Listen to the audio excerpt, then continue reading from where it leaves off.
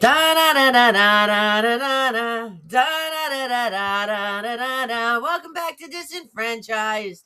I'm Karen Bulinski Mathison, founder of The Naked Grief, creator of the Disenfranchised podcast. We're back with season 2, episode 17, the one where Eddie moves in, rebound, roommates, and artistic erasure. On the surface level, this is a classic sitcom episode filled with weird roommates and a catchy music video. But if you peel back the laugh track, what you will actually see is a masterclass in what happens when we try to outrun our pain. And what we're talking about is the pining phase of a non-romantic separation, the crushing weight of being replaced in your own life, and the specific kind of grief that comes when someone tells you that your voice isn't quite good enough for the public.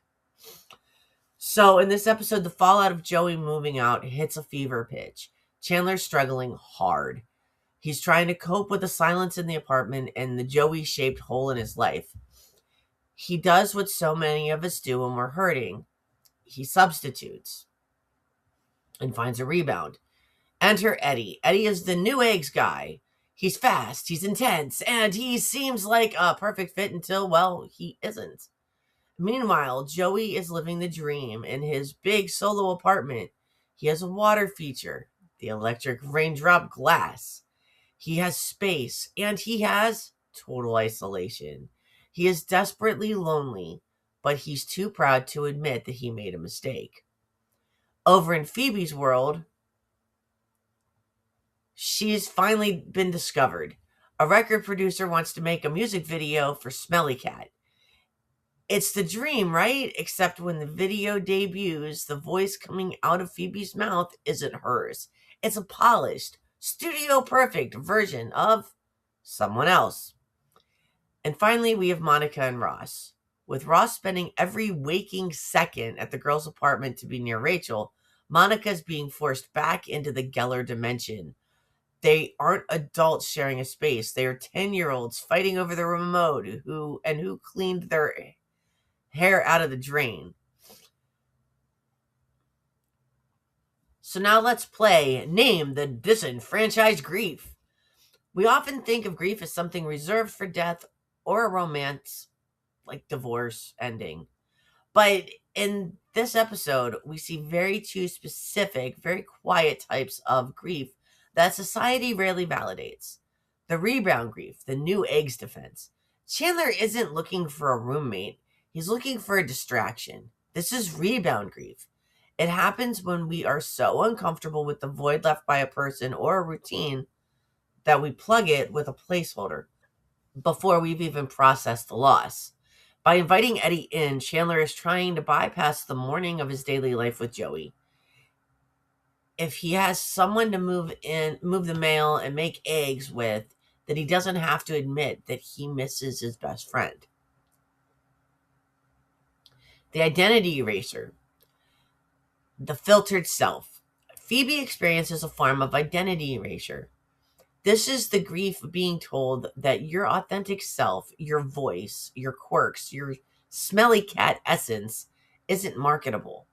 When the producer dubs over her voice, they aren't just fixing a song, they are telling Phoebe that she is the face but not the soul of her own art.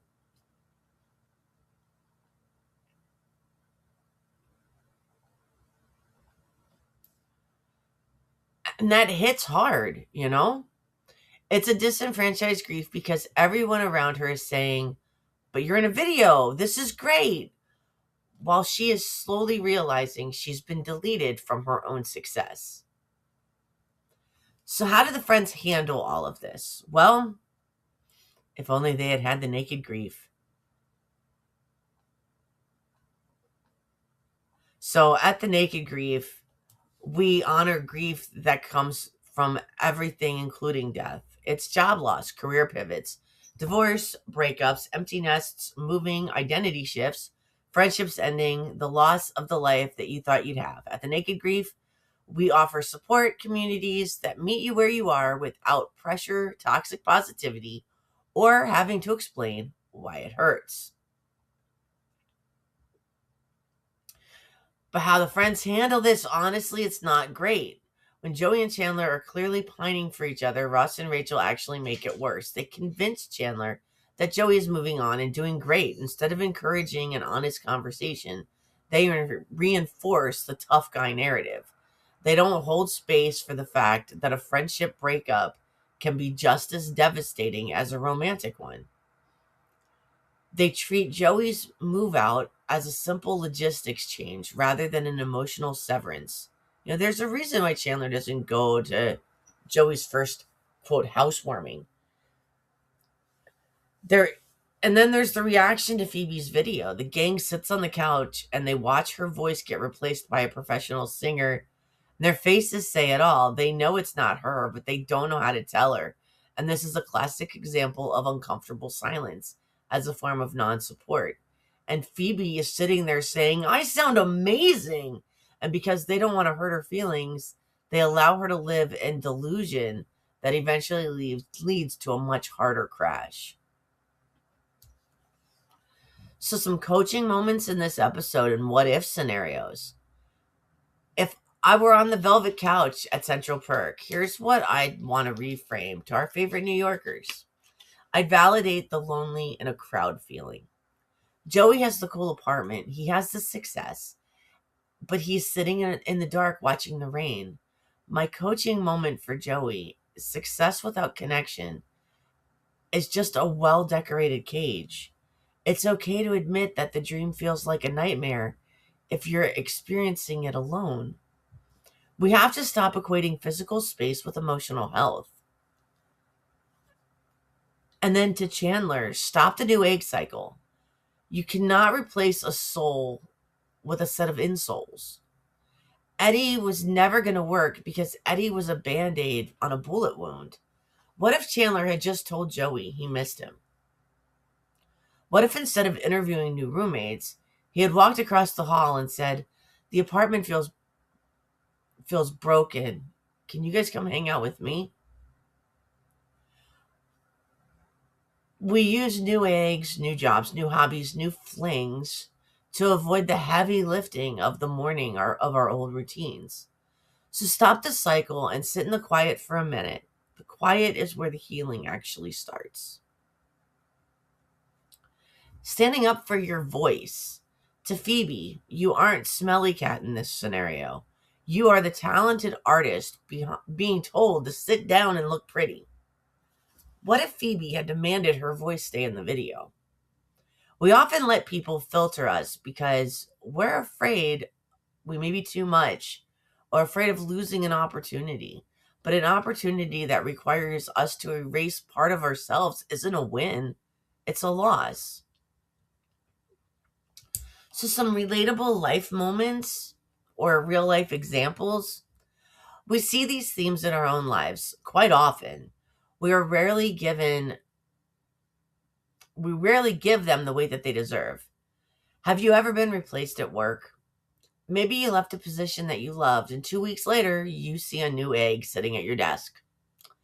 Changing the filing system that you spent years perfecting. That feeling of being erased from a place that once relied on you is a form of grief. It's okay to feel salty about the new guy's eggs. There's a reason why when my son moved out a year and a half ago, I didn't want to really mess with his room because I wanted, anytime he came back, for it to feel just like he left it. But I also know that part of it's also grief.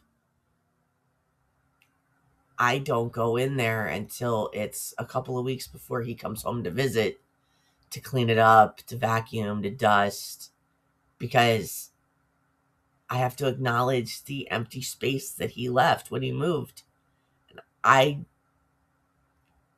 It's easier to deny. Just saying. I mean, even as a grief coach, I know how much I can take and how much I can handle. And with as much loss as I've endured, I can control how his empty room can impact me. And like I said, I know he's coming back, never to stay permanently, but I always want him to have a place to lay his head. So think of the Geller dimension in this. Have you ever gone home for the holidays feeling successful, a 35-year-old professional, only to find yourself screaming at your brother because he took the last piece of pie. We revert to childhood versions of ourselves because family systems are the stickiest grief that we can carry. We are mourning the people that we think we should be while being haunted by the children that we used to be. And in Phoebe's story, the grief of social media filter, we live in a world that constantly tells us to overdub our lives. The song is good, but let's just fix the pitch. Your face is great, but let's just use the filter. Eventually, we look at the video of our lives and realize that we don't recognize the person on the screen. That's a loss of self, and it's one of the hardest types of grief to name. Again, I've been showing my face a lot more on these videos, and I've got very little makeup on today. There's no filter here. You can see the scar. I survived skin cancer. It was a small piece of skin cancer, mind you. It was way smaller than the scar is. But my smile is less crooked. I have an interesting story to be able to share. And if I'm ever feeling really self-conscious, I can hide behind a microphone. So join us next time, won't you? Because things get even heavier.